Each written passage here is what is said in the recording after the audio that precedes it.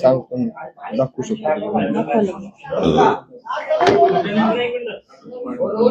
Hello, थोडं पाणी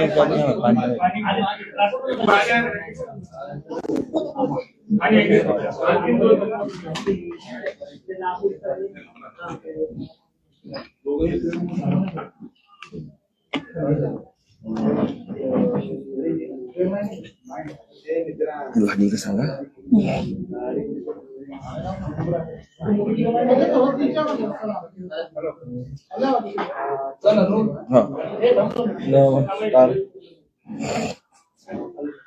silent कर.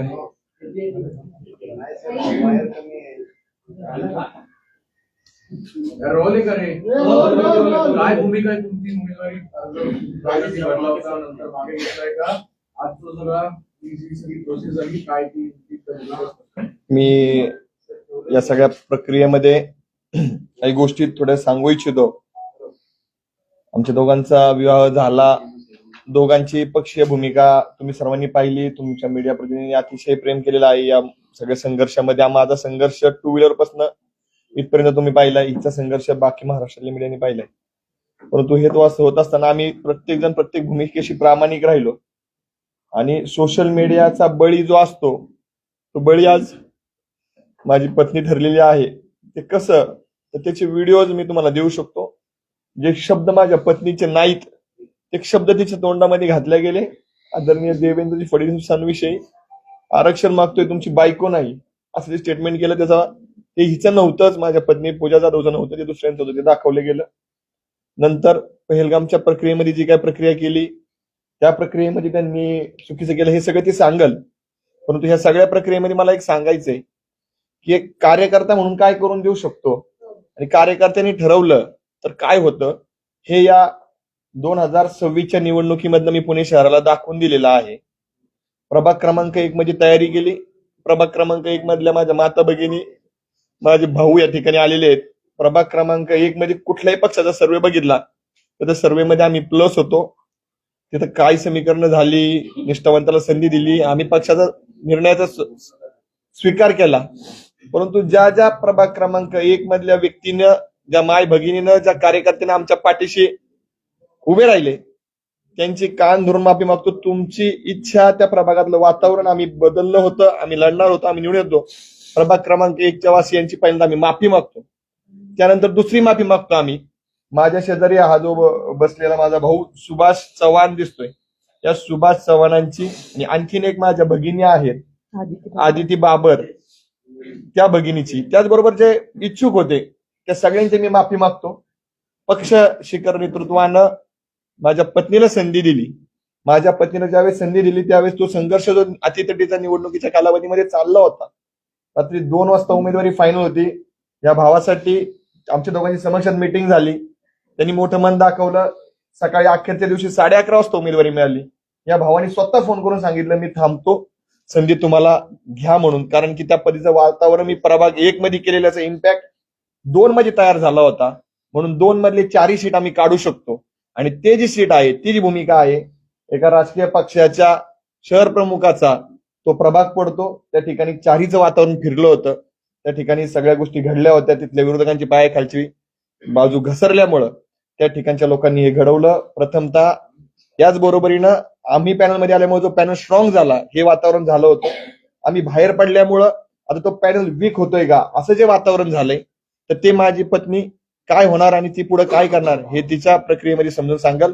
प्रभाग क्रमांक 1, प्रभाग क्रमांक 2 ज्यांनी ज्यांनी आम्हाला सहकार्य केलं त्यांची मी माफी मागतो. त्याचबरोबर आदरणीय छत्रपती संभाजी महाराज, महाराष्ट्राला अपेक्षा असेल की आज धनंजय जाधव काय बोलणार, धनंजय जाधवला विरोध झाला, या सगळ्या प्रक्रियेत मी तेव्हाही सांगितलं होतं मी छत्रपती संभाजीराजांसोबत आहे. एका घरांमध्ये 2 विचार असू शकतात, एका घरामध्ये 2 भूमिका असू शकतात. माझ्या पत्नीनं भारतीय जनता पार्टीची भूमिका स्वीकारली होती. मी छत्रपती संभाजी महाराजांसोबत होतो. मी आहे, राहील. मला जो विचार पटतो छत्रपती शिवाजी महाराजांचं हिंदुत्व, आणि जर त्या शिवाजी महाराजांच्या हिंदुत्वावरती भारतीय जनता पार्टी काम करत असेल तर मी स्वराज्यामध्ये सोबत आहे, स्वराज्यासोबत राहील. पण आपसूक कुठं ना कुठं तरी ती पॉझिटिव्ह वेव्ह च्या माध्यमातून आपण सहकार्याच्या भूमिकेत राहतो. देवेंद्रजींनी मराठा आरक्षणात काय केलंय, त्यांच्या सरकारने काय केलंय हा विषय बोलण्याचा इथं नाही, परंतु त्या सगळ्या भूमिका माझ्या पत्नीला माहिती आहेत. संभाजीराजेंनी मला या सगळ्या प्रक्रियेमध्ये जे काय मला त्रास दिला नाही किंवा मला जे काय सामावून घेतलं तिच्यासाठी मी पळत होतो, त्यावेळेस त्यांच्यावर जो काही प्रेशर होता तो त्यांनी सहन केला, मला समजून घेतलं. त्याबद्दल मी त्यांचे आभार मानतो. मी तुमच्याशी प्रामाणिक आहे महाराज साहेब, तुमच्याशी प्रामाणिक राहील. सविस्तर सगळी भूमिका पुढे सांगतील. परंतु संघ प्रक्रियेमध्ये देखील आमच्याविषयी चुकीचे मेसेज गेले. त्या चुकीच्या मेसेज मधले आमच्या खऱ्या प्रतिक्रिया समाजासमोर येण्यामध्ये आमचे बंधू तुषारजी दामगुडे यांनी मोठी भूमिका, त्यांच्या अनेक सहकार्यांनी भूमिका पार पडली. त्याबद्दल मी त्यांचं देखील, आम्ही दोघं नवरा बायको आभार मानतो. तुम्ही खऱ्याच्या पाठीशी राहिलात, त्याचे पुरावे आपल्याकडे आहेत. ती पूजा तिच्या वक्तव्यामध्ये सांगेल. थँक्यू सर्वांची, कार्यकर्त्यांची मी माफी मागतो. हा लढा असाच चालू राहील. तुम्ही जे ताईच्या पाठीमागे राहणार, जे ताईच्या राहतील, जे माझ्यासोबत आहेत ते माझ्यासोबत राहतील. ताई, आजचा दिवस माझ्यासाठी खूप अवघड दिवस आहे.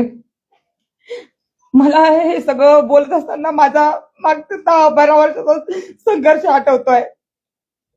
मी बीड जिल्ह्यातल्या गेवराई तालुक्यातल्या गोदाकाठच्या निरगाव या अत्यंत छोट्या गावामध्ये जन्मलेली मुलगी होते. माझ्या कुटुंबाला कुठलीही राजकीय पार्श्वभूमी नाही. माझे वडील साधे ग्रामपंचायतचे सदस्य सुद्धा नाही. पण मी जे शेतकऱ्यांसाठी काम करत होते त्याच्यामुळे मला वयाच्या 21व्या वर्षी पंचायत समिती सदस्य म्हणून त्या ठिकाणी निवडून दिलं गेलं. आणि मला शेतकऱ्यांच्या वेदना कळल्या, कारण की मी शेतकऱ्याच्या पोटची होते म्हणून. त्यानंतर मी शेतकऱ्यांसाठी अनेक आंदोलने केले. माझ्या वयामधल्या सगळ्याच मुली असतील ज्या वयामध्ये नटत फुटत असतात, त्या वयामध्ये मी हे सगळं बाजूला ठेवलं. सकाळी एकदा आयुष्यामध्ये आरशात पाहिलं की दुसऱ्या दिवशीपर्यंत मी आरशात सुद्धा पाहायचे नाही. पण शेतकऱ्यांसाठी मी माझं आयुष्य झोकून दिलं. आणि ऐन तारुण्यामध्ये 5 गुन्हे माझ्यावर अंगावर दाखल झाले. आणि खूप कमी वयामध्ये मला न्यायालयाची पायरी चढावं लागली. हे प्रत्येक कार्यकर्त्यांच्या आयुष्यात होत नाही.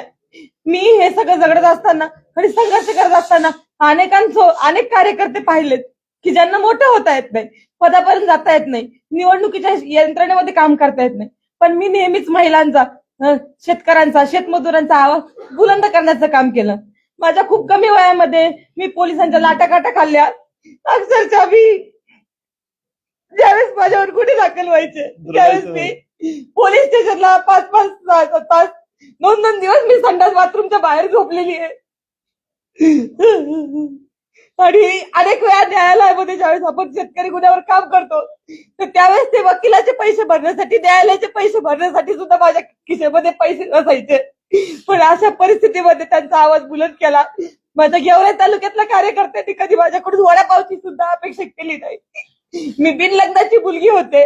राजकारण घाणेरडं असतं असं म्हणतात, पण माझ्या बापाने एवढं मोठं दगड काळीच करून एवढ्या राजकारणामध्ये मला घातलं. पण मी सुद्धा तशी वागले आणि संघर्ष करत राहते. पुढे छत्रपती संभाजीराजांच्या आशीर्वादानं मराठा क्रांती मोर्चामध्ये आम्ही काम करत असताना संभाजीराजांनी आम्हाला एकत्रित आणलं आणि त्या ठिकाणी आमचं लग्न झालं. लग्नानंतर सुद्धा एकही दिवस नवीन नवरी म्हणून मी राहिले नाही. मी दुसऱ्या दिवशी प्रभागाच्या बाहेर पडले, त्यांच्या लोकांसाठी काम करायला लागले. पण हे सगळं करत असताना माझ्याकडून चुका होतात.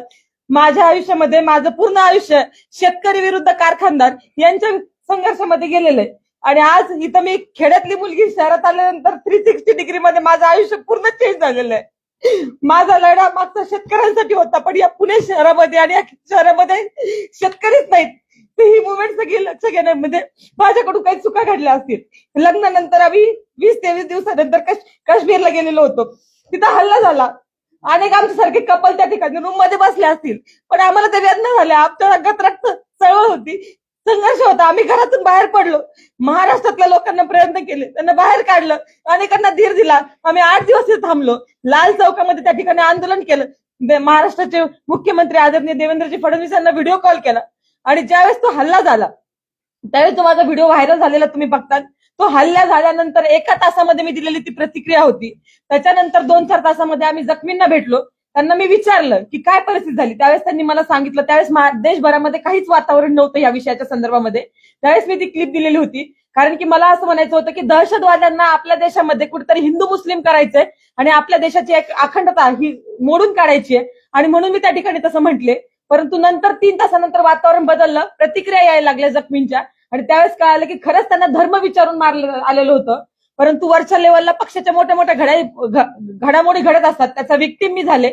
आणि त्यानंतर तो व्हिडिओ एवढा पसरला की नंतर मी भूमिका सांगितली माझी की हो, पहलगामचा आणि काश्मीरचा हल्ला हा फक्त धर्म विचारूनच झालेला आहे. परंतु मी ज्या पॉवरफुलरित्या ती भूमिका मांडली ती पॉवरफुलरित्या नंतर खाली जाऊ शकली नाही, कारण की मीडियाच्या माध्यमातून निगेटिव्ह गोष्टीला जेवढं पसरलं जातं तेवढं पॉझिटिव्ह गोष्टीला पडावा दिला जात नाही. आणि त्याचा विक्टीम मी झाले. आणि सोशल मीडियाच्या माध्यमातून त्याचा विक्टीम मी झाले. आणि त्याच्यामुळे ही सगळी घटना घडली. माझी भूमिका तिथपर्यंत पोहोचू शकली नाही. अनेकांना गैरसमज निर्माण झाले. आज पुन्हा मी प्रभाग क्रमांक 1 आणि 2 ची तयारी करत असताना सहन होत नाही की सामान्य घरचे मुलं की हे इथपर्यंत जातायत, लढतायत, उमेदवारी आणतात, हे अनेकांना सहन होत नाही.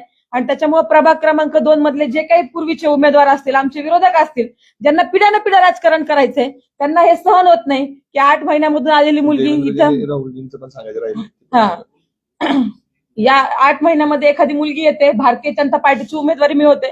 त्यांनी पूर्ण प्रकारे प्रभाग क्रमांक 2 मधून निगेटिव्ह व्हिडिओ बनवले. त्याचबरोबर मी मराठा आरक्षण चळवळीमध्ये काम करत असताना त्यावेळेस आम्हाला राज्याचे मुख्यमंत्री आदरणीय देवेंद्र फडणवीसांना मराठा समाजाच्या भावना व्यक्त करण्याची संधी भेटत होती. मुंबईमध्ये पहिल्यांदा मराठा क्रांती मोर्चा झाला, त्यावेळेस मी वयाचे 20व्या वर्षी असेल, त्या समाजाच्या भावना मी मुंबईच्या त्या स्टेजवर मांडल्या. त्यावेळेस माझ्याकडून समाजाच्या भावनेच्या व्यतिरिक्त आदरणीय देवेंद्रजी फडणवीस यांच्याबद्दल खालच्या भाषेमध्ये एकही शब्द बोलला गेला नव्हता. पण कुणीतरी एक मुलगी होती क्रांती मोर्चातली, तिच्या तोंडातून असं वाक्य गेलेलं आहे की देवेंद्र फडणवीस साहेब, मी मराठा आरक्षण मागते, तुमची बायको मागत नाही. तर हे वाक्य माझ्या तोंडातील नाही, हे वाक्य कुणीतरी इतर मुलीने बोललेलं आहे. परंतु आज ते माझ्या तोंड घशी पाडलेलं आहे आणि हे मीच बोलला सांगते. मी वारंवार सांगतेय की हे वाक्य माझं नाही, मी व्हिडिओ रिलीज करते. परंतु ही जी प्रभागातली टीम आहे विरोधकांची ट्रोलर्स करणारी, ही मोठ्या प्रमाणामध्ये फैलवत चाललेली, ह्याचा विक्टीम, ह्याचा बळी मी आज ठरलेले. मला सगळ्यांना एकच विनंती करायची की सामान्य कुटुंबातून येऊन हे करणं. राहुल गांधींचा एक फोटो माझ्यासोबत व्हायरल होतोय आणि मी कुठेतरी त्यांच्या मुवमेंटमध्ये आहे आणि भाजपमध्ये मला एंटर केलं असं पण पसरवलं जातंय. मी शेतकरी संघटनेत काम करत होते. राहुल गांधींचा व्हिडिओ बघा आज पण, माझ्या छातीला शेतकरी संघटनेचा बिल्ला आहे आणि मी त्यांच्याकडे घेऊन कापूस घेऊन गेलेले. माझ्या गावाकडून मी एसटीने राहुल गांधींना भेटण्यासाठी पोहोचले होते, कारण की ते मराठवाड्यात आलेले होते. एसटीने पोहोचून सकाळी 5:30 वाजता मी त्यांना गाठलं होतं आणि त्यांना सांगितलं होतं की आयात निर्यात धोरण हे कापसाचं बदललं पाहिजे, त्याच्यावर काम झालं पाहिजे, तर शेतकऱ्यांना कापसाला न्याय भेटेल, शेतकऱ्यांना भाव भेटेल. परंतु आज ते कापूस वगैरे सगळं सोडून दिलंय त्यांनी. फक्त त्यांनी काहीतरी व्हिडिओ व्हायरल करायचा, एखादं कुणाला तरी भेटतं, अशी खूप मोठी गँग मला वाटतं देशभरामध्ये झाली. याचं व्हिक्टीम सामान्य घरचे मुलं होतात. एक तर कार्यकर्ता कुणी आपल्या सामान्य घरात लढणारा तिथपर्यंत पोहोचत नाही. तिथपर्यंत पोहोचून धनाभाऊंचं लग्न झालं आणि त्याच्यानंतर मी तिथपर्यंत पोहोचू शकले. त्यांच्या आशीर्वादानं आणि त्यांच्या सगळ्या आजपर्यंतच्या केलेल्या कामामुळे मी तिथपर्यंत पोहोचू शकले. परंतु आणि सगळ्या सहकार्यांमुळे, धनाभाऊंना ज्यांनी आजपर्यंत सहकार्य केलं त्यांच्यापर्यंत मी आज पोहोचू शकले. परंतु हे सगळं मोडीत काढण्यासाठी त्यांनी हे षडयंत्र केलेलं आहे. मला माहिती आहे की भारतीय जनता पार्टीने मोठ्या मनाने मला या प्रक्रियेमध्ये स्वीकारलं होतं. आणि ज्यावेळेस आपलं लग्न होतं त्यावेळेस हिंदू धर्म संस्कृतीमध्ये आपण पतीला देव मानतो, त्या ठिकाणी मी त्यांना देव मानून त्यांनी घेतलेला निर्णय हे त्यांच्या दोघांनी एकत्रितपणे विचार करून आम्ही भारतीय जनता पार्टीची पूर्ण आचारसंहिता असेल, त्यांचे नियम कानून असतील किंवा त्यांची एक ठेवण असेल, ती सगळी समजून घेऊनच मी भारतीय जनता पार्टीमध्ये प्रवेश केला होता. नेत्यांनी सुद्धा माझ्यावर विश्वास ठेवला आणि त्यांनी अनेक पक्ष देत नसतील उमेदवाऱ्या, परंतु भारतीय जनता पार्टीने माझं काम बघून, सर्वे बघून मला त्या ठिकाणी उमेदवारी दिली होती. असं इतर पक्षामध्ये होताना दिसत नाही. मी त्यांचे खूप खूप आभार मानते. परंतु कुठल्याही सामान्य कार्यकर्त्याचा जो 8x10च्या खोलीमधून येतो, धनाभाऊंचं 2017च्या पूर्वीचं आयुष्य बघा तुम्ही, 8x10च्या खोलीमध्ये धनाभाऊ मोठे झालेले आहेत. अक्षरशः त्या रूमला संडास बाथरूम सुद्धा नव्हतं, अशा परिस्थितीमध्ये धनाभाऊ मोठे झालेले. तिथंच बेडरूम, तिथंच किचन, वरतून कॅवला पडू नये म्हणून त्याला मध्येच खांब लावलेला, अशा परिस्थितीमध्ये हा कार्यकर्ता मोठा झालेला आहे. मग ह्या ट्रोलर्सला सगळ्यांना तुम्ही सहन करतात. मोठे मोठे लोक चुकतात, मी म्हणत नाही की मी चुकले नाही. पहलगामच्या प्रकरणामध्ये मी चुकले असेल, माफी पण मागितली, मी दिलगिरी व्यक्त केलेली आहे. अनेक मोठे मोठे लोक चुकतात, पण त्यांना तुम्ही ट्रोल करत नाही. तुमची शिक्के तिथपर्यंत. सामान्य माणसाचा बळी घेताना तुम्हाला एक पोस्ट टाकणं, संघर्ष करणं, गुन्हे दाखल करून घेणं, याच्यापेक्षा खूप पलीकडचं असतं हे. जस्ट मोबाईल हातामध्ये घेऊन पोस्ट टाकणं, ती व्हायरल करणं एवढं सोपं हे आयुष्य नसतं. मुलीचं तरी कायमच नसतं. आणि मला असं वाटतं की ते तुम्ही सगळेजण केलं तर तुम्ही यशस्वी झाला. माझ्याशिवाय दुसऱ्या कार्यकर्त्याचा तुम्ही बळी घेऊ नये. पण जसा माझा बळी गेलाय, मला जाणीव आहे की प्रभाग क्रमांक 1 मध्ये मी तयारी करत होते, पण प्रभाग क्रमांक 2 मध्ये ज्यावेळेस मला उमेदवारी भेटली त्यावेळेस सुभाष भाऊ चव्हाण असतील, माझी छोटी बहीण म्हणेल मी तिला, ती पण मी जसे बिना लग्नाचे असताना राजकारण करत होते, बिना लग्नाची बापाचे आधारण राजकारण करणारी आदिती बाबर, तिला ही उमेदवारी भेटणार होती, पण ती मला भेटली. ती माझी बहिणीसारखी आहे, मी तिच्या वेदना कळू शकते. ती सुद्धा एका लढणाऱ्या बापाची मुलगी आहे. तिच्यावर माझ्याकडून अन्याय झाला, तिचे मी खूप खूप मागे मारते. पण भविष्य काळामध्ये जिथं कुठं मला यांना संधी देण्याचा प्रयत्न होईल त्यावेळेस मी सक्षमपणे माझा सगळा त्याग करून त्यांच्या पाठीशी उभा राहील. आज असं म्हणलं जाते की प्रभाग क्रमांक 2 मध्ये ह्यांना पॅनल कमकुवत करायचा होता म्हणून त्या ठिकाणी केलंय. पण मला त्या प्रत्येकाला सांगायचंय, मग राहुल दादा जाधव असतील, सुधीर वाघमोडे असतील आणि त्याचबरोबर आमच्या रेणुकाताई चलवादी असतील, या सगळ्यांना प्रभाग क्रमांक 2 मधल्या नागरिकांनी उचलून धरलं पाहिजे, यांच्या पाठीशी उभं राहिलं पाहिजे आणि यांना 15 तारखेला कमळ या चिन्हावर मतदान केलं पाहिजे. हे सगळं बाजूला सावरून मला एकच सगळ्यांना विनंती करायची आहे की मी भारतीय जनता पार्टीची आता कार्यकर्ता झालेली आहे. मी या पक्षामध्येच काम करणार आहे. सगळ्या संघ परिवाराने मला मोठ्या मनाने समजून घेतलं. अतिशय चांगली लोक आहेत ती, त्यांनी माझी भूमिका समजून घेतली आणि त्यांच्यासोबत मला काम करायचं. संघ परिवाराने मला समजून घेतलं आणि महाराष्ट्रामधल्या हिंदुत्ववादी संघटनांनी सुद्धा मला विनंती करायची की इथून पुढच्या काळामध्ये मला हिंदुत्वासाठी, मी स्वतः हिंदू आहे, हिंदुत्वासाठी मला काम करायचं. तुम्ही सगळ्यांनी मला सामावून घ्यावं. आणि खेड्यातली मुलगी आहे मी, चुकली असेल, शहरातल्या सगळ्या गोष्टी समजून घ्यायला मला वेळ लागेल. मी ते समजून घेईल, ही चळवळ समजून घेईल, संघ परिवार समजून घेईल, हिंदुत्व काय ते समजून घेईल आणि तुमच्या मार्गदर्शनाखाली इथून पुढच्या माझ्या आयुष्याची वाटचाल करेल. झालेल्या सगळ्या चुकांबद्दल मी माफी मागते आणि शहरात आणि राज्यात त्याचबरोबर जिथं जिथं भारतीय जनता पार्टीच्या कार्यकर्त्यांना माझी गरज असेल तिथं मी जीवाचं रान करणार आहे. मला माहिती आहे की आम्हाला मराठवाड्यामध्ये म्हणायचे की आपली मराठवाड्याची शेतकऱ्याची वाघीण आहे, परंतु वाघीण ज्यावेळेस जखमी झालेली असते तर त्यावेळेस ती अतिशय जोमाने काम करते. तसंच भारतीय जनता पार्टीचे सगळे उमेदवार निवडून जाण्यासाठी मी जोमाने काम करणार. मी जसं स्वतःसाठी लढले असते त्याच्यापेक्षा जास्त मी त्यांच्यासाठी लढणार. आमचे सगळे फाउंडेशनचे कार्यकर्ते, धनाभाऊंवर प्रेम करणाऱ्या माझ्या बहिणी, यांनी मी अतिशय नवीन असताना सुद्धा माझ्यावर बहिणीसारखं प्रेम केलं. त्यांचे ऋण मी आयुष्यात विसरू शकत नाही. मीडिया बंधू, माझ्या पाठीमागे आतापर्यंत आयुष्यात अनेक वेळा तुम्ही उभा राहिल्यात, त्याच्याबद्दल मी तुमचे चरण धरते, तुमचे आभार मानते. भविष्य काळामध्ये सुद्धा तुम्ही या पुण्याच्या शहरामध्ये, मोठ्या शहरामध्ये जे कधी पाहिलं नव्हतं आपण शहर, त्याच्यामध्ये तुम्ही मला सामावून घ्याल, त्याबद्दल खूप आभार मानते. धनाभाऊ, राजकीय आयुष्य आपल्या दोघांचं आहे, पण माझ्यामुळं किंवा आपल्या एकत्रित येण्यामुळं तुमच्या राजकीय कारकिर्दीला काही झालं असेल किंवा होते, त्याबद्दल मी तुमची बायको म्हणून तुमचे शरण धरून तुमचे खूप खूप आभार मानते. तुमचे लढणारे कधी रडत नाहीत. आयुष्यात मी तुला सांगितलंय रडायचं नाही, लढायचं. तर माझी माफी मागण्यापेक्षा पक्षनेतृत्वाला तुझ्यामुळे जो काही त्रास झाला असेल त्यांची माफी मागणं उचित वाटतं आणि तू त्यांच्यासाठी तुझा घेतलेला पुढचा लढा तुला पण एक पती कसा असावा, म्हणजे अनेक वेळा राजकारणात महिला आहेत, पती पुढे राजकारण करतो, महिला मागे राहते. पण धनाभाऊ विषयी सांगायचंय मला की त्यांनी कधी पण स्वतः मागे राहिले आणि तू आरक्षणावर महिलांचं लढतीये ना, तर तू समोर फ्रंट आली पाहिजे, ज्यांच्यासोबत काम केलं पाहिजे, त्यांच्या प्रश्नाला तू भिडली पाहिजे. आरक्षणातली बाहुली म्हणून त्यांनी माझा कधीच वापर केला नाही किंवा त्यांचा पुरुषार्थ कधी त्याच्यामध्ये आडवा आला नाही. त्यांचे चरण धरते मी. एकच सांगतो एकच राहिलाय फक्त एक मुद्दा, एकच राहिला एक मुद्दा. महाराष्ट्रभरातनं आमच्या प्रगतीवरती, आमच्या सामाजिक कामावरती अनेकांनी वेगळ्या प्रतिक्रियेनं गेले 6 महिने माझ्या प्रभाग क्रमांक 1 मधल्या राजकीय विरोधकांना याच पत्रकार संघाच्या प्रेमायसेस मध्ये एक कुरघोडी केली. या ठिकाणी त्यांनी चुकीच्या पद्धतीने माझ्याविषयी नरेटिव्ह पसरवला. त्या व्यक्तीपासून तर माझ्यासोबत आजवर मैत्री म्हणून केलेल्या माझ्या मित्रांनी अनेकांनी सहकार्य केलं. अनेक काही मित्र माझ्यापासून दुरावून राजकारणाच्या प्रतिष्ठेपायी त्यांनी वेगळी भूमिका घेतली. त्या सगळ्यांना, त्यांच्या कुटुंबियांना माझा सल्ला आहे, राजकारणामध्ये स्वकर्तृत्वानं कष्टानं पुढे यायचं असतं. कोणाला तरी मिळालेलं हिरावून घेण्यासाठी, कोणाला तरी मिळतंय म्हणून त्यांना बदनाम करण्यासाठी, कोणाची सुपारी घेऊन किंवा गट्स नसताना राजकारणामध्ये पुढे येऊन कोणाला संपवण्याचा प्रयत्न करू नका. थोड्या वेळासाठी आज झोपताना तुम्ही आनंदी झोपाल, परंतु ईश्वर आणि नियती जर असेल तरी तुम्हाला माफ करणार नाही. प्रभाग क्रमांक 1 असो, प्रभाग क्रमांक 2 असो, माझ्यासोबत राहिलेले सगळ्यांचे आभार. ज्यांनी 8 महिन्यामध्ये काय माझे केले या पत्रकार संघातल्या सगळ्या लोकांना माहितीये. तुमच्यामध्ये माझ्याविषयी रोष निर्माण झाला असेल, तुमची परत माफी मागतो. परंतु माझ्या बाबतीत जे घडलं ते कोणाच्या बाबतीत घडवण्यामध्ये समर्थन देऊ नका.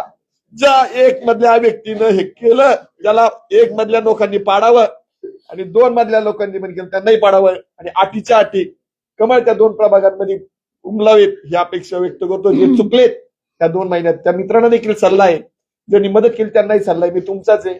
मी तुम्हाला कधी दुजा भावाची वागणूक देणार नाही. पण परत काम करा आणि संधी मागा, कोणाच्या पाठीत खंजीर खुपसू नका. आता काय आहे आता तुम्ही लढणार आहात की नाही अर्ज आम्ही लढणार नाही आहोत. आता पूर्णपणे मी प्रभाग क्रमांक 1 मध्ये 4 उमेदवारी अर्ज दाखल केले होते. त्याच्यामध्ये एक अर्ज हा धनाभाऊंचा होता, 3 माझे होते.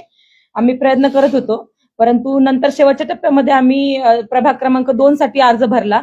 ते सगळे अर्ज आम्ही आता मागे घेतलेले आहे. पुणे महानगरपालिकेच्या निवडणुकीमध्ये आम्ही कुठेही उमेदवार नसणार आहोत आणि त्यामुळे आम्ही भारतीय जनता पार्टीचे जे उमेदवार पक्ष जशी जबाबदारी दिली तिथं निवडून आणण्यासाठी प्रयत्न करणार आहोत.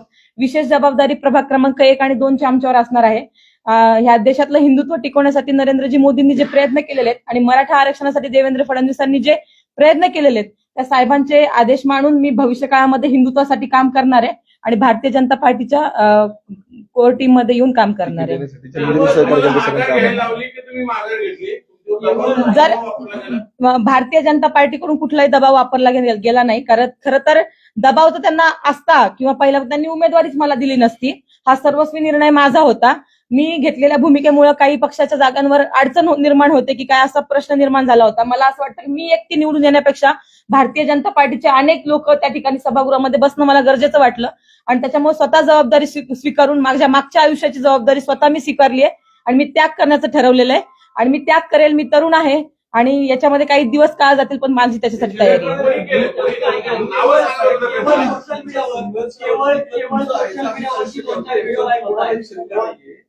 परत म्हटलं की तुम्ही सगळं ट्रोलर्सवरती टाकताय. आता इतकं संघर्ष काय याच्यावरती कोणाला शंका नाही. विषय असा आहे की ज्या पक्षाने तुम्हाला आता माघार घ्यायला लावली त्या पक्षात गेले 15, 20, 25 वर्ष कार्यकर्ते काम करतायत. ज्यावेळी त्यांना तिकीट मिळत नाही आणि 1-1.5 वर्षापूर्वी पक्षामध्ये आलेल्या व्यक्ती तिकीट मिळतं त्याचा रोष दिसतो, हा मूळ मुद्दा आहे. नाही, खरं तर भारतीय जनता पार्टीने ही आपल्याला उमेदवारी दिली होती. त्याच्यानंतर सर्वस्वी निर्णय हा माझ्यावर होता की काय करायचं काय नाही. तो आम्ही कुटुंबाने एकत्रित बसून आणि मला वाटतं कुटुंबाने नाही घेतला, आम्ही दोघांनी तो निर्णय घेतला. त्याच्यामध्ये कुठल्याही प्रकारचा दबाव आमच्यावर नव्हता.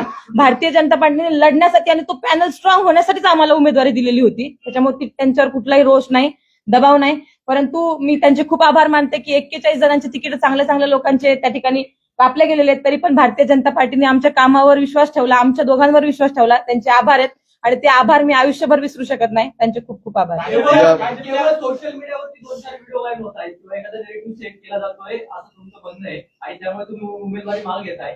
कदाचित मतदानरूपी मतदारांनी वेगळा कौल दिला असता, सोशल मीडियावरच्या गोष्टी वेगळ्या असतील आणि मतदान करताना लोक विचार वेगळा करत असतील. इतकी घाईघाईनी उमेदवारी अर्ज का मागे घेऊ वाटला तुम्हाला? नाही, खरं तर हा जो निर्णय होता तो मला का घ्यावा वाटला, कारण की प्रभाग क्रमांक 2 मध्ये तशी कंडिशन नव्हती. मी निवडून येणार होते, आमचे 4ही सीट निवडून येणार होते. प्रभाग क्रमांक 1 मध्ये सुद्धा तशी कंडिशन होती. परंतु आज आपण बघतोय की नरेंद्रजी मोदी जे निवडून आले देशामध्ये त्याच्यामध्ये सोशल मीडियाचा मोठा प्रभाव होता. आजची तरुण पिढी ही सोशल मीडियावर खूप भाळलेली आहे आणि तिथं वातावरण असं निर्माण होत होतं की हिंदुत्वाला कुठेतरी डॅमेज करण्यासाठी यांना घेतलंय का आणि ज्या एजेंड्यावर भारतीय जनता पार्टी लढते तोच एजेंडा जर आपण तिथं धक्का लावणार असेल, तो धक्का माझ्याकडून तर लागणार असेल, तर असा डाग पक्षामध्ये प्रवेश करत असताना आणि वर्षाच्या पहिल्या दिवशी माझ्यावर नको होता मला आणि म्हणून मी हा निर्णय घेतलेला आहे. देवेंद्र फडणवीसांशी काही बोलणं झालं का पक्षात? कारण तुम्ही पक्षश्रेष्ठींनी कुठलाही दबाव आणला नाही म्हणताय. अर्ज मागं घेणं खूप मोठा निर्णय. मी 65 जणांना उमेदवारी दिली त्यातला तुम्ही अतिशय काही बोलणं झालं का वरिष्ठांशी काही बोलणं? मी अतिशय मोठ्या मनानं सांगतो, जरी पक्षीय प्रक्रिया वेगळी असली तरी तुम्हाला सर्वांना सर्वश्रुत आहे. आमच्या विवाहाला देवेंद्रजी होते, आमच्या विवाहाला शरदचंद्रजी पवार होते, आमच्या विवाहाला विरोधी पक्षनेते दानवे साहेब होते आणि असंख्य मंत्री होते. हे सांगायचं कारण असं की माझे अनेक राजकीय नेते मंडळींसोबत चांगले संपर्क आहेत. हा निर्णय होत असताना ज्यावेळी ती मुवमेंट अतिशय मोठ्या प्रमाणात वाढली तेव्हा पक्ष नेतृत्वाला जर त्रास होत असेल, पक्ष डॅमेज होत असेल, तर या पुण्यनगरीचं चांगलं काम करणारं नेतृत्व म्हणजे आदरणीय मुरलीधर मोहोळ असतील, आमच्या वडगाव श्री विधानसभा मतदारसंघाचे जगदीशजी मोळीक असतील, त्याचबरोबर मंगेशदादा गोळे आमच्या त्या भागात काम करतात ते आहेत, शहर नेतृत्व अध्यक्ष सगळी मंडळी आहेत आणि देवेंद्रजी आहेत. या सगळ्या लोकांना स्वयंप्रेरणेनं आम्ही सांगितलं की आज रोजी तशा पद्धतीचा मेसेज माझ्याकडे आहे. ताईचं म्हणणं आहे पार्टी फर्स्ट, आम्ही थांबतो. माझा मोबाईल आता माझ्याकडे नाही. पार्टी फर्स्ट ती म्हणतीये. देवेंद्रजी तुमच्या चेहऱ्याला आमच्यामुळे जर डाग लागत असेल, टॅग करणाऱ्या व्यक्तींना ते देवेंद्रजी आणि मुरलीधर मोहोळ या 2 लोकांनी निर्णय घेतला का म्हणून त्यांना टार्गेट केलं परंतु आमचा निर्णय, जसं मला त्या दादांनी विचारलं की अनेकांची उमेदवारी कापल्या आणि तुम्हाला काय मिळाली, सर्व्हेमध्ये आमचं नाव होतं. सर्व्हेनुसार आम्ही भारतीय जनता पार्टीचे विचार स्वीकारले होते. आम्ही त्या भागामध्ये केलेलं हिंदुत्वाचं काम, अनेक यज्ञ महायज्ञांपासून तर लोकविकासाची कामं, 5 कोटींचा विकास निधी, पुण्यातला एकमेव उमेदवार असेल किंवा महाराष्ट्रातला एकमेव उमेदवार असेल, निवडणुकीच्या आधी 5 कोटींची विकास कामं या प्रभाग क्रमांक 1 ला मिळालेली आहेत. मित्रांनो, हे 5 कोटीची विकास कामं आणत असताना मला याच शासनाचं सहकार्य झालं होतं. त्यामुळे मी प्रभागामध्ये निवडून येण्याच्या क्रायटेरियामध्ये का आलो, काही निवडून येण्याच्या क्रायटेरियामध्ये का आली, विकास कामं केली म्हणून, आणि ते शासनाचं बजेट होतं. एवढी मदत जर शासन आम्हाला निवडून येण्याच्या क्रायटेरियामध्ये येण्यासाठी करतंय, तर आम्ही स्वयंस्फूर्तीने त्यांना संपर्क केला. आम्ही त्यांना सांगितलं, आजही त्यांनी तुझ्या चुकीचा व्हिडिओ व्हायरल करतात, ते चुकीचं घडतंय हे मला माहितीये, तुम्ही निर्णय घ्याल तो आम्हाला मान्य असेल असं पक्ष नेतृत्वाने सांगितलं. पण स्वतः मी एक पत्नी कशी असावी, दुसऱ्यांवर अन्याय होऊ नये म्हणून माघार काय घ्यावी, ते या वाघिणीने दाखवलंय. मी माझ्या वतीनं, माझ्या मित्रांच्या वतीने तिचा आभार व्यक्त करतो आणि आम्हाला कोणी दबाव टाकला मुद्दा नाही. असा आहे पूजा आणि धनंजय, तुम्ही एकटे नाहीत, परस्पर विरोधी भूमिकेतनं दुसऱ्या पक्षात गेला. यापूर्वी अनेक लोकांनी वेगळी राजकीय भूमिका असतानाही भाजपमध्ये आल्यानंतर त्यांचं पुनर्वसन व्यवस्थित झाले. तुम्हाला दोघांनाच का टार्गेट केलेलं आहे, याच्यामध्ये कोण आहे, तुम्ही नावं घेऊन सांगा. भाजपच्या अनेक अंतर्गत प्रयत्न झाले, त्यांना काय टार्गेट केलं? बघा, मी स्पष्ट सांगतो, मी आता काल मी तक्रार केली, उत्तर देतो तुमचं. मी काल तक्रार केलेली आहे, मला प्रश्न कळाला, मी काल तक्रार केलेली आहे. पूर्णपणे प्रभाग क्रमांक 2 मध्ये fake narrative, fake media agency लावलेल्या आहेत. त्या एजन्सी कोणाच्या आहेत याचे पुरावे माझ्याकडे आहेत. शिवसेना 02 म्हणजे काय, तर शिवसेना प्रभाग क्रमांक 2, आणि त्या ठिकाणी कार्यकर्ता शिवसेनेचा तो टाकणारा नाहीच आहे. राष्ट्रवादी काँग्रेस पक्षाच्या कार्यकर्त्यांना पेड एजन्सी देऊन फेक अकाउंट खोललं आणि त्याच्यावरनं सुरुवात झाली. त्याच्या पुराव्यानिशी आम्ही तक्रार केली. म्हणजेच कोण, तर पुणे शहरातली राष्ट्रवादी काँग्रेस पार्टी, राष्ट्रवादी काँग्रेस पार्टीचे त्या भागातले सगळे नेतृत्व, सगळे उमेदवार, या सगळ्या मंडळींना त्या ठिकाणावरनं ते पेरायला सुरुवात केली. आणि नावं ही तुम्हाला सर्वांना माहिती आहेत. त्या भागातला माजी नगरसेवक असतील, ते आदरणीय असतील माजी नगरसेवक, आताचे सगळे उमेदवार यांनी मिळून ते षडयंत्र केलं. संघाच्या प्रतिनिधींपर्यंत आम्ही ते पोहोचवलेलं आहे. त्यामुळं आम्ही बळी फक्त ठरलोय खोट्या ट्रोलरचा. परंतु कोणते ट्रोलर्स, तर प्रभाग क्रमांक 2चे. आणि त्यानंतर जसं पूजानी सांगितलं की तिची भूमिका पहिली गेली, दुसरी गेली नाही. आज अनेक मोठ्या मोठ्या मीडिया प्लॅटफॉर्मवरती आमच्याविषयी पहिल्या टप्प्यात निगेटिव्ह आलं, पण जेव्हा आमचे खुलाशाचे व्हिडिओ त्यांच्याकडे गेले, त्या सर्व मीडिया पेजेसचे मी आभार मानतो. तरी नंतर आमची सकारात्मक भूमिका घेतली, पण आमच्याविषयी सकारात्मक वातावरण झाल्यानंतर सुद्धा आम्ही थांबायचा निर्णय घेतला. तो म्हणजे एका चेहऱ्यामुळं, एका नगरसेवक पदासाठी भारतीय जनता पार्टी सारख्या पक्षाला जर आमच्यामुळे वेदना होणार असतील, देवेंद्रजींना वेदना होणार असतील, मुरलीधर मोहोळांना वेदना होणार असतील, या सगळ्या गोष्टी झाल्यानंतर आज देखील ते आमच्यासोबत राहिले होते. आम्ही स्वयंस्फूर्तीने निर्णय घेतलाय आणि तसा SMS माझ्या मोबाईलमध्ये आहे, मी तुम्हाला ते दाखवू शकतो. पण त्या खासगी गोष्टी आहेत आमच्या, त्यामुळे तुम्ही तेवढ्या गोष्टी ओपन करा असं विनंती करू नये. त्यामुळं तुम्हाला आणखीन काय विचारायचं विचारा. फक्त 2 अजित पवार राष्ट्रवादी. आम्ही खरं तर तुमच्या भावनेचा आदर करतो, पण तुम्ही असं म्हणतात की प्रस्थापित जे नेते आहेत त्यांचा मी बळी ठरलो. दुसरी गोष्ट म्हणजे आताच तुम्ही 8 महिन्यापूर्वी भाजपामध्ये प्रवेश केला, पूजा ताईंनी. निवडणूक होण्याच्या पूर्वी तुम्ही खरं तर 5,000 किलो मटण वाटलेलं होतं. त्या मटणाच्या जे पोस्टर लिहिलं, त्या पोस्टरवर एकीकडे मुरलीधर मोहोळचा फोटो होता, त्यामुळे दुसरीकडे तुमचा फोटो होता. म्हणजे तुमच्या घरामध्ये 2 मतप्रवाह आहेत. आता तुम्ही म्हणतायत की मी स्वराज्य संघटनेसोबत आहे. नक्की तुम्ही स्वराज्य संघटनेसोबत आहात? मला अपेक्षित होता हा प्रश्न येणं, आणि हे जे राजकारण तेव्हा पण घडलं ते याच गोष्टीमुळे घडलं. तुम्हाला सर्वांना माहिती असेल, आमच्या भागातले, त्याचबरोबर पुणे शहराचे राष्ट्रवादी काँग्रेसचे शहर प्रमुख सुनील टिंगरे यांचा आखाड मेळावा हा अनेक वर्षांपासून पुणे शहरामध्ये चर्चेत असतो. लाखो रुपयांचा खर्च त्या आखाड मेळाव्याला होतो, आणि आखाड मेळाव्याला खर्च होत असताना माझी तेवढी कॅपॅसिटी नाही, पण स्पर्धा माझी त्या प्रभागामध्ये आहे. लाखो रुपये ते खर्च करू शकतात. त्या ठिकाणी चेहरे पाहून इन्व्हिटेशन दिलं जातं. त्यावेळेस मुंबईत मी असं म्हणू शकत नाही, पण अनेक चॅनलनी माझी व्हिडिओ केली होती, त्यात मी स्पष्ट मांडलं होतं, एका ठिकाणी लाखो करोड रुपये खर्च करून जर मेळावे होऊ शकतात, मटणावळी धाडल्या जाऊ शकतात, तर माझ्यासारखा छोटा कार्यकर्ता काय करू शकतो? झोपडपट्टीतल्या ज्यांना मटण मिळत नाही, चिकन मिळत नाही, त्यांना मी वाटलं. हो, त्या दिवशी माझी एक चूक झाली. पालखी मार्ग परतीचा ती पालखी सोहळा येणार होता, ती चूक झाली, त्याच्याविषयी मी दिलगिरी टाकली. परंतु मी चिकन का वाटलं, थांबवलं आम्ही. चिकन का वाटलं त्याचं कारण म्हणजे त्या प्रभागामध्ये जी संस्कृती मटण वाटपाची, त्याचबरोबर त्या आखाड्याची जी राबवलेली आहे, त्या लोकांच्या सोबत माझी राजकारणातली स्पर्धा होती, म्हणजे पूजेची स्पर्धा होती. त्यामुळे तो उपक्रम घ्यावा लागला. त्याबद्दल देखील मी नंतर पोस्ट टाकून दिलगिरी व्यक्त केली. हे सगळं मूळ कारण जे जातंय मला चिकन का वाटावं लागलं तर हे मतनावळी घालतात म्हणून मला चिकन वाटावं लागलं. आणि त्यावेळी देखील मला वेगळ्या पद्धतीने ट्रोल केला गेला. परंतु अनेक मीडिया बांधवांनी माझ्या बाबतीमध्ये तिथं येऊन ज्यावेळेस सर्वेक्षण केलं त्यावेळेस माझी भूमिका खरी वाटली म्हणून लोकांनी मला ट्रोल केलं. पण ज्यांना खरं माहिती त्यांनी ट्रोल केलं नाही. हा सगळा बळी प्रभाग क्रमांक 2 प्रभाग क्रमांक 1 त्या ठिकाणच्या मंडळींकडनं घडलेला आहे. एक मधली मंडळी म्हणजे कोण तर त्या ठिकाणचा राष्ट्रवादीचे आत्ताचे नगरसेवक जे माझ्या विरोधात याच पत्रकार संघामध्ये एका व्यक्तीला येऊन याच पत्रकार संघाचं भाडं म्हणजे जे बिल असतं ते भरलेलं त्या व्यक्तीने त्या खिशातल्या पैशाने त्या एका व्यक्तीने याचं बिल भरलं. तो व्यक्ती त्याचबरोबर 2 नंबर प्रभागातले सगळी मंडळी ही सगळी आहेत. या पत्रकार बांधवांना देखील ती माहिती आहे की माझ्या विरोधामध्ये या कुरघोड्या केल्या. त्यामुळे हे सगळं घुमून फिरून तिथं येतं आणि याचं एकच प्रायश्चित्त माझ्या माध्यमातून मी फेडू शकतो. 2 नंबरच्या नागरिकांना मी सांगतो की त्या ठिकाणी वारंवार 30 लोक नगरसेवक होणार, त्याच लोकांचे भाऊबंद नगरसेवकामध्ये येणार. आज तुम्ही आमच्यावरचा अन्याय सांगताय. तुम्ही त्या ठिकाणी पाहा ना त्या 2 नंबर प्रभागामध्ये राष्ट्रवादी काँग्रेस पार्टीकडे इतर उमेदवार नव्हते का? का त्यांनी त्यांच्या भावांना चुलत भावांना उमेदवाऱ्या दिल्या? याचं उत्तर तुम्ही असं आहे तुम्ही दोघं एकमेव नेते नाहीत की जे विरोधी विचारसरणीतनं भाजपमध्ये आला.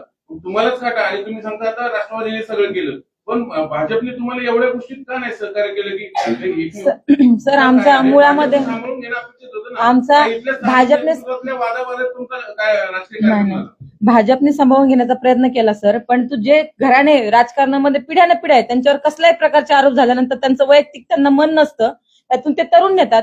आम्हाला हे शिकणं घरातून कुटुंबातून नसल्यामुळे आम्ही ते शिकू शकत नाही. शेवटी आम्ही राजकारण करताना एकीकडे मन राखतो आणि त्या मनातून राजकारण करतो. आम्ही फर्स्ट प्रायोरिटी आमच्या भावनेला असते आणि नंतर राजकारणाला असते आणि ह्या दोघी एकत्रित करून राजकारण होऊ शकत नाही हे प्रस्थापितांना कळतं. ते आमच्यासारख्या सर्वसामान्यांना कळत नाही आणि त्याच्यामुळे आम्ही हा निर्णय घेतला की आपल्यामुळे जर कुणाला तोटा होत असेल तर आपण एकदा थांबलेलं बरं आहे परंतु कुणाला त्रास होता कामा नये ही भूमिका आम्ही घेतलेली आहे पक्षाची नाहीये. दुसरी गोष्ट म्हणजे तुम्ही असं म्हणताय की देवेंद्र फडणवीस बाबतीत जे वक्तव्य केलं ते माझं नाही ते वक्तव्य तुमच्या तोंडामध्ये घातलंय.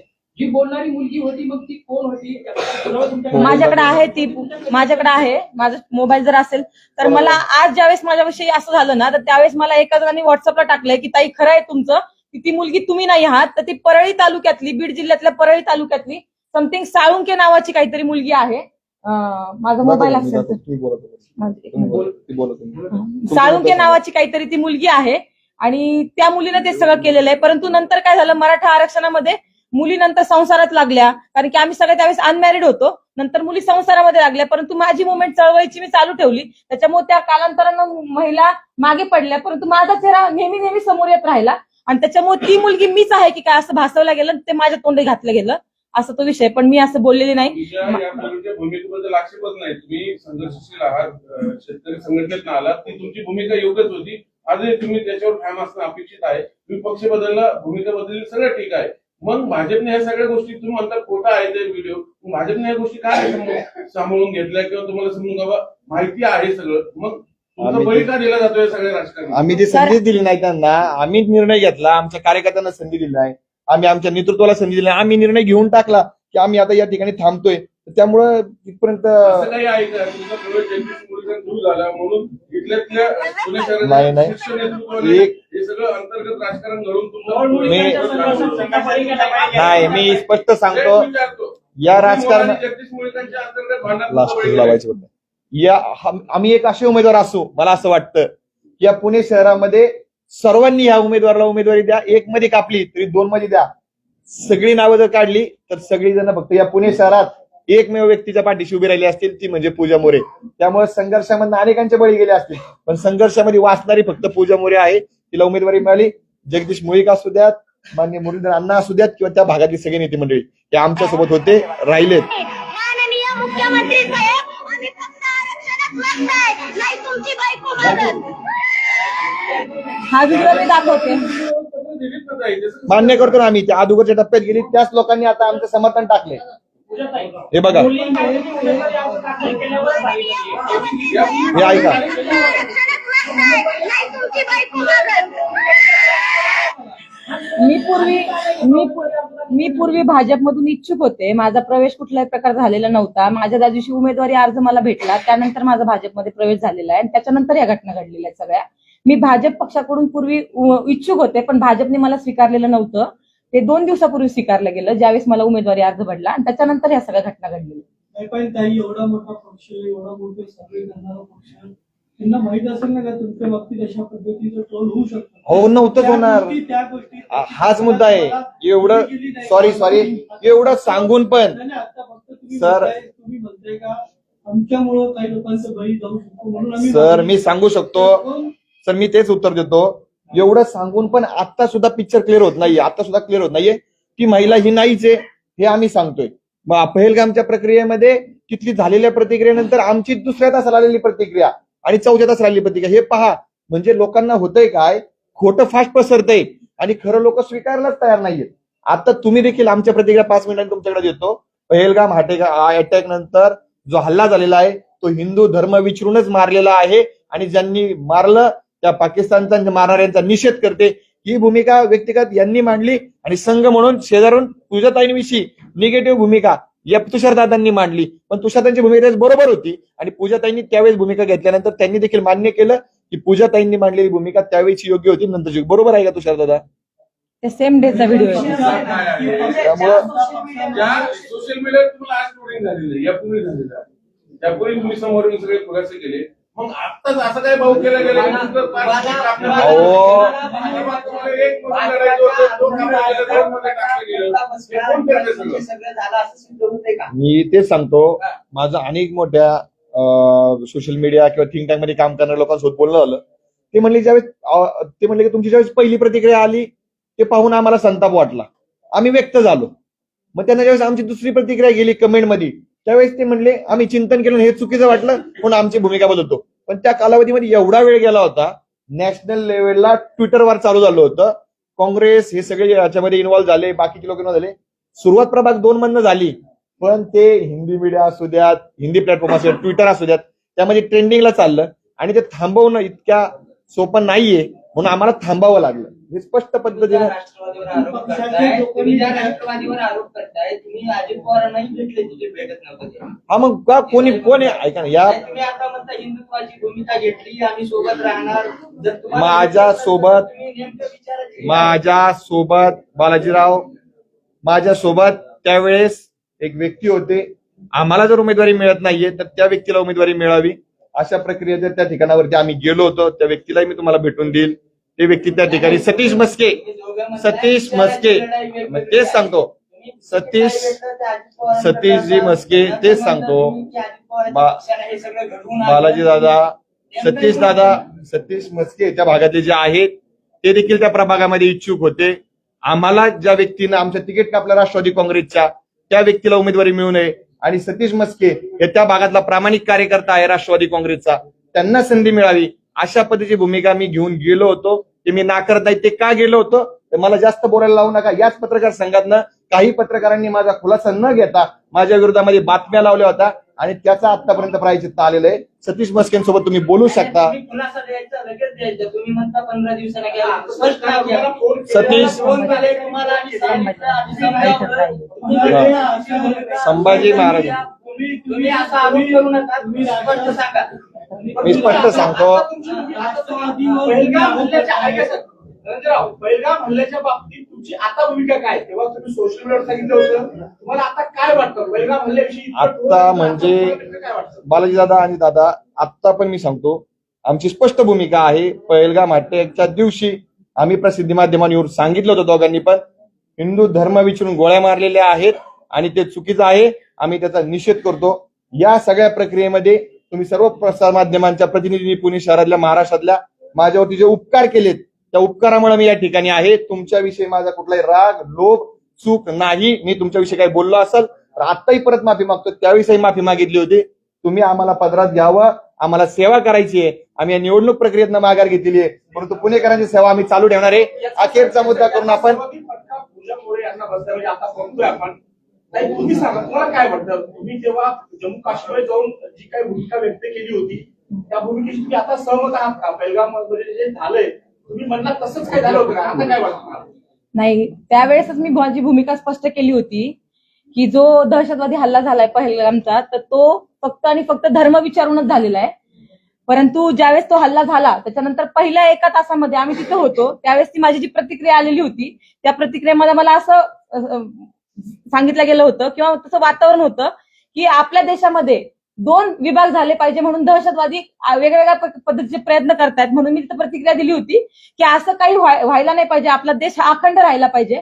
पण ज्या वेळेस आपल्या पुण्यातले काही लोक तिथं होते आणि त्यांना मारलं गेलं त्यावेळेस मी त्यांना स्वतः जाऊन भेटले. त्यावेळेस त्यांनी सांगितलं की हो, की आपल्याला हिंदू म्हणूनच विचारलं. त्यावेळेस मी माझी लगेच प्रतिक्रिया दिली होती की हो, पहलगामचा जो अटॅक झालेला आहे तो हिंदू म्हणून आणि धर्म विचारूनच झालेला आहे. माझी ती भूमिका त्यावेळेस सुद्धा होती, ती भूमिका आज पण आहे आणि ती उद्या पण राहणार आहे. आणि त्याच्यामुळे माझी ही भूमिका तुमच्या माध्यमातून सगळ्यांपर्यंत जावी असं मला वाटतं. आणि ती त्यावेळेस सुद्धा मी मांडली होती, पण त्याला जास्त व्हायरल केलं नाही लोकांनी. धन्यवाद. तुम्ही शेतकरी चळवळीत काम केलेलं आहे. शरद जोशी म्हणायच्या देशात भारत आणि इंडिया 2 प्रवर्ग आहेत. तुम्ही खेड्यातून शहरात आल्या, अजूनही शहर खेड्यातल्या मुलींना स्वीकारत नाही असं वाटतंय का? आणि विशेषतः भारतीय जनता पक्ष नाही, स्वीकारणार नक्की. मी इथे आल्यानंतर तुम्हाला सांगते, आज शहरातल्या महिलांच्या डोळ्यामध्ये माझ्यासाठी पाणी आहे आणि मी खेड्यातली मुलगी आहे म्हणून पाणी आहे त्यांच्या डोळ्यामध्ये. प्रत्येकाची ती नाळ असते, ती माझी नाळ आहे. आणि त्याच्यामुळे मला असं वाटतं की तुझा भाव माझ्या प्रभाग क्रमांक 1 मध्ये झाला नाही. आज ज्यावेळेस मला उमेदवारी नाकारली त्यावेळेस ज्या महिलांचं पूर्ण आतापर्यंतचं आयुष्य हे शहरामध्ये गेलेलं आहे त्यांच्या सगळ्यांच्या डोळ्यामध्ये पाणी आहे. मागे पण त्यांच्या डोळ्यामध्ये पाणी आहे. आता सुद्धा प्राणी त्याच्यामुळे उलट ही जी दरी निर्माण होती, शरद जोशी साहेब सांगतात, ही दरी कमी करण्याचं काम भविष्य काळामध्ये मला करायचंय. शहरातला माणूस हा खेड्यामध्ये गेलाच पाहिजे, खेड्यातला माणूस सुद्धा शहरामध्ये गेलाच पाहिजे. आपण माणसं आहोत शेवटी आणि ती एकत्र आलीच पाहिजे असं मला वाटतं आणि ते करण्याचं काम देशात बघून तुम्हाला तिकीट नाकार तुम्ही असे मागे घ्यायला लावतो, त्या भाजपसोबत जाण्यात तुमचा राजकीय निर्णय चुकला असं वाटत नाही? आम्हाला आम्ही एवढ्या वेळेस सांगतोय, आम्ही निर्णय आम्ही घेतलाय, भाजपने उमेदवारी दिली, आमच्या अर्धवट भूमिका गेल्यात, त्यानंतर हे झालंय. त्यामुळं आता आमचे बरेच सगळे मुद्दे वारंवार आम्ही पूर्ण केलेले आहेत. तुम्ही जे सहकार्य केल्याबद्दल धन्यवाद, आभार व्यक्त करतो. 2014 मध्ये भारतीय जनता पक्षाने ट्रोलरची गँग ही सगळी बाजारात उतरवली होती. त्याच ट्रोलर गँगचा बळी भारतीय जनता पक्षाला बसलाय का? आणि नाही, बळी नाही. भारतीय जनता पार्टीचे जे काही सर्व सीट निवडून येणार होते त्याच्यापेक्षा जास्त येतील आणि त्याच भारतीय जनता पार्टीसाठी पूजा ही पुणे शहरात सगळीकडे काम करताना दिसेल. धन्यवाद. विकासाचं धोरण काय असणार आहे? तुमच्याकडे पद नसणार आहे, नगरसेवक पद नसणार आहे, बाकीचं काही नसणार आहे. पक्षाचं निवडणुकीतून तुम्ही माघार घेतली आहे. आता विकासाचं धोरण काय असणार आहे तुमचं? लढताना 2 प्रकारे आपण लढू शकतो. विकासात्मक सभागृहामध्ये जाऊन लढाई लढू शकतो आणि नाहीतर जनसामान्यामध्ये जाऊन त्यांचे प्रश्न आपण मांडत राहू शकतो. त्याचे विविध माध्यम आहेत. प्रत्येकच लढणारा कार्यकर्ता काही सभागृहात जातो अशी काही गोष्ट नाहीये, परंतु तो त्याच्या पद्धतीने लढत राहतो. तर आमच्या असणाऱ्या अंतर्भूत कौशल्याचा वापर करून आम्ही तिथल्या जनतेला न्याय देण्याचा प्रयत्न करू. मग ती लढाई एक वेळेस रस्त्यावरची असेल तर रस्त्यावरची लढू, ती सभागृहातली असेल तर सभागृहातून आमचा पिंड आम्ही सोडणार नाही. आणि 5 कोटी निवडून येण्याच्या आधी नाही शब्द वगैरे 5 कोटी बजेट आम्ही निवडून येण्याच्या आधी आणलं होतं. प्रभाग 1 आणि प्रभाग 2 मध्ये मिळून 10 कोटी पुढच्या पंचवार्षिकला नगरसेवक झालो नाही तरी पहिल्या वर्षात आणू, हा शब्द या ठिकाणी देतो आणि थांबतो. धन्यवाद. जय हिंद, जय महाराष्ट्र.